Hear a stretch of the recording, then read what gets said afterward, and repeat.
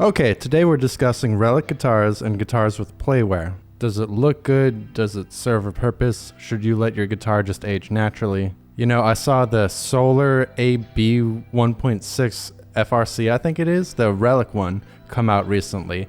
And I don't really think about Relic guitars that often or Relicing in general, but I saw it and that did get me thinking. So I wanted to just share my thoughts with you guys. Talk about some guitars. I'm not a fan of Relic guitars or vintage guitars, but I don't hate them either. So if you have strong opinions either way, that's perfectly fine by me. Also, just real quick, I'm not sponsored by any of the brands mentioned or shown in this video. I'm also not a guitar virtuoso. I'm just some guy on the internet who clearly likes guitars, as you can see. Let's jump right in. First, let's talk about what is relicing.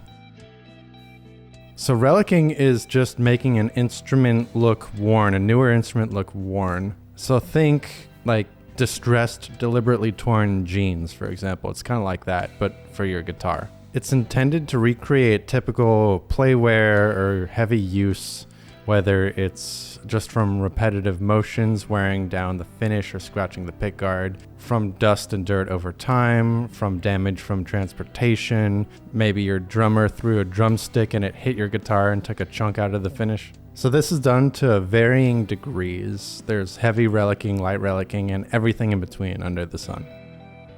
So why would you relic a guitar? Why would you do this? Or why would you not want to do this? Well, I was thinking about it, and the thought process for me was, while I don't personally want to damage my guitars, you know, I see them as useful tools, and to some extent, they are kind of like your friends. You've been through a lot with them.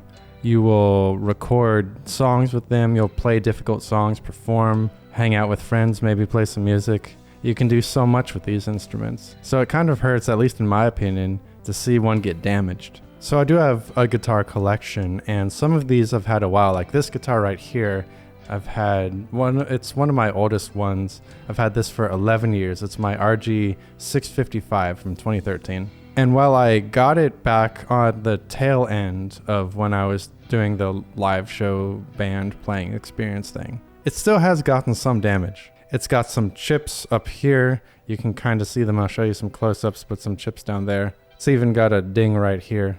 And of course the pickguard scratches. I've gutted it several times. I was really into changing pickups back then, so I've changed the pickups a bunch. It's got Frankenstein crazy wiring inside. All kinds of things going on here. And so this slight damage has really made me start to see the appeal, because this is damage I've put on the guitar by using it. So in that way it's become unique. Of course I was sad at first when this did happen. I didn't want to see my guitar damaged. But I've come to appreciate these little marks. It really signifies to me that this instrument is in fact mine, and I have gotten these marks on it by using it. So to some extent, you can get a guitar relicked to at least recreate the look, the aesthetic. And thinking of it, by extension, a relicked guitar won't look horribly out of place if it does get more damage. Having a guitar relicked means you won't have the added stress of trying to keep the guitar untouched or unscratched in any kind of environment you bring it into. Maybe the stage you're playing on is really small and you have a lot of bandmates.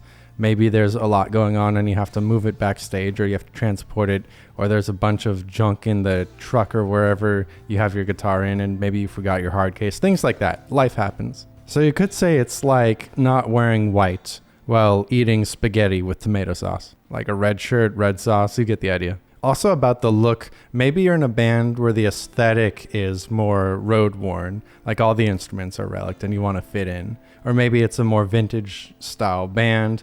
Who knows, maybe it's a kind of theatrical thing and you just need an instrument that looks more worn, not perfectly new and shiny. On the other side of the coin though, the flip side is that maybe you're in a band where you do need things to look new and shiny. Maybe you're making videos or streams or whatever you're doing, and you need your guitar to look more pristine. Maybe that's your kind of brand image. So that would be a reason why not to relic.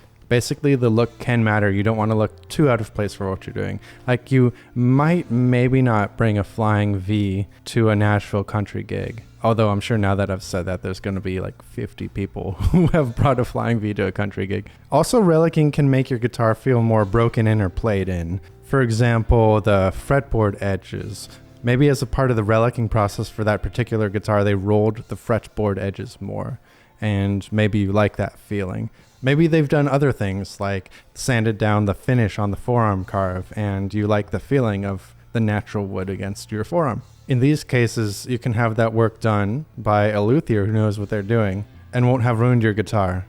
Or actually, they would be ruining your guitar because that's the whole point. But they can make it look more natural instead of like just some guy who took a belt sander to his guitar. And since you're getting the vintage look, you can get all kinds of fun combinations where you could have a vintage looking guitar, but maybe you want more modern specs in, like maybe more modern humbuckers like the bare knuckles in this. And you could get stainless steel frets or whatever you feel like, a more modern bridge, top of the line components, so you could have the vintage look, but more modern specs. And in fact, it doesn't even have to be modern either. It could be a relatively newer guitar that's made with maybe not the super thin nitro finish, so it wouldn't be possible to have the guitar aged as much as you might want it to look, so then you could relic it to get that look, whereas it would otherwise not be possible. So you could have newer guitars that look vintage, or you could have somewhat older guitars that look vintage. I think you get the idea.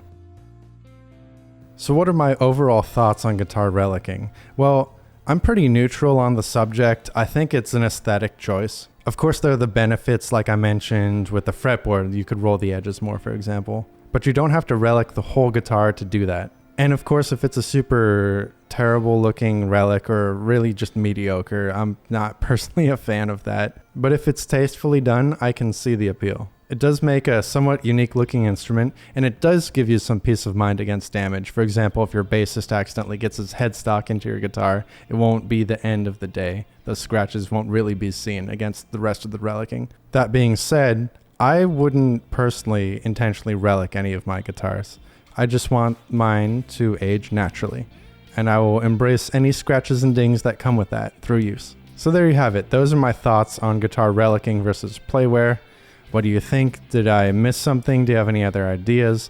Be sure to let me know down in the comments below. Of course, this is YouTube, so I have to say the YouTube things. Be sure to like, comment, subscribe, share the video, print out every frame and mail it. And as always, peace.